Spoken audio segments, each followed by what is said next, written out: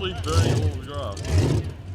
G'day guys, Aiden from Street Machine here. We're at Power Cruise number 70 here at Symmons Plains Raceway in Tasmania. This is Darren, he's got this injected Commodore. Tell us a bit about it, mate. Yeah, it's a VH Commodore, 427 small block, blown injected.